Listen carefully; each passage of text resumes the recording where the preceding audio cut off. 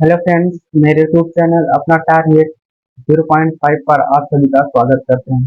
दोस्तों, आज के इस वीडियो में हम आप लोगों को बताएंगे आरपीएफ एसआई और कांस्टेबल के सिलेबस के बारे में, और जो टॉपिक है उस टॉपिक के बारे में। जो मैं टॉपिक पढ़ाऊंगा उस टॉपिक के बारे में हम लोग को समझाऊंगा।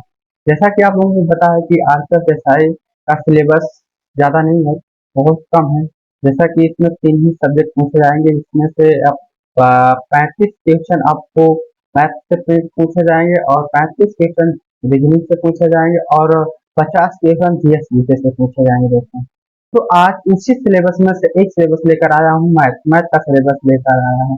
दोस्तों, मैथ के अंदर भी एक खास बात दिया है कि इसमें से आप लोगों को केवल अर्थमैटिक के बारे में आप लोगों से पूछा जाएगा। दोस्तों, किसके बारे में? अर्थमैटिक के बारे में आप लोगों से पूछा जाएगा।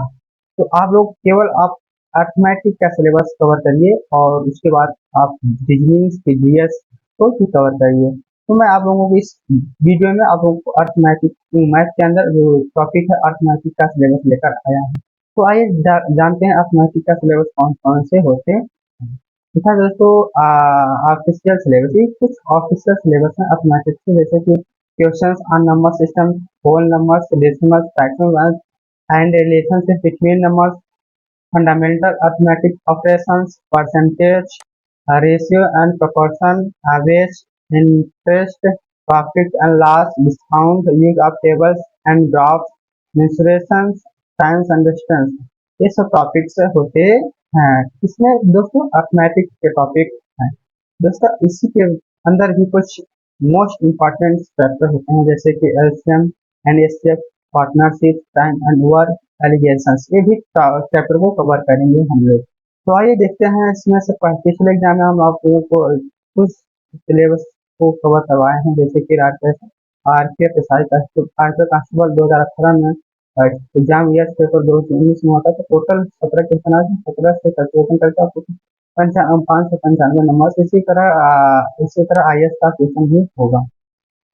तो आइए देखते हैं, इसमें हम पहला टॉपिक सिखाते हैं नंबर सिस्टम।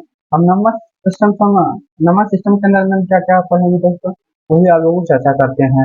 पहला है क्लासिफिकेशन ऑफ नंबर्स। क्या दोस्तों? क्लासिफिकेशन ऑफ नंबर्स, फिर यूनिट डिजिट्स, फिर रिमाइंडर थ्योरम, फिर डिविजिबिलिटी रूल्स, फिर दोस्तों आप लोगों को नंबर ऑफ जीरोज, फिर नंबर ऑफ फैक्टर्स। ये सब आप लोगों को नंबर सिस्टम के अंदर मिलेगा दोस्तों।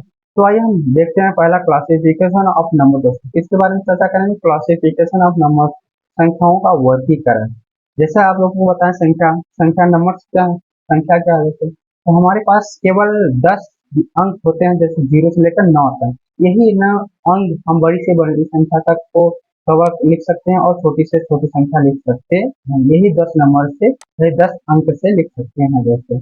इसी तरह हम रियल नंबर क्या होते हैं, काल्पनिक संख्या होती है, ये सब क्या होते हैं आप लोगों को बताएंगे। तो आइए हम जानते हैं रियल नंबर क्या होता है। रियल नंबर क्या होता है दोस्तों?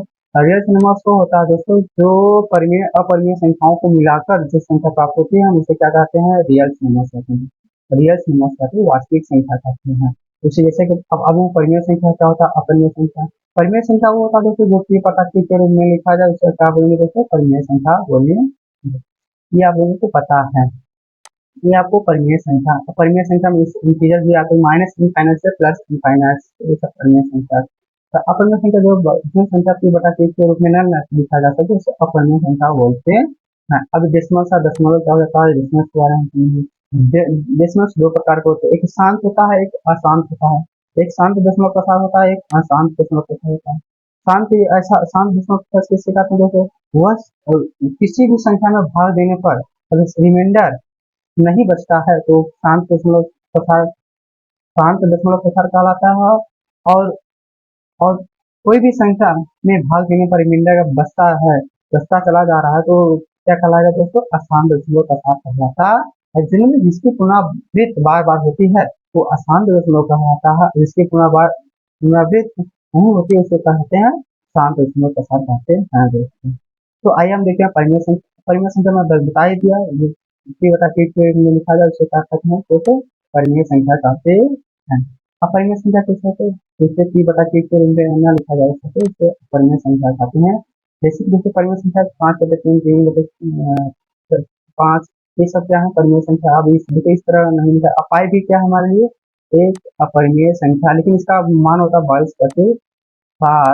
इसमें आपको क्या माना जाएगा, ये अपरिमेय संख्या है। यहाँ 22 मान के 22/7 ये अपरिमेय संख्या होता है। अब इंटीजर्स क्या होता है, इंटीजर्स का भी जानते हैं। इंटीजर जानने से पहले हम आप लोगों को बता देते हैं प्राकृतिक संख्या क्या होती है।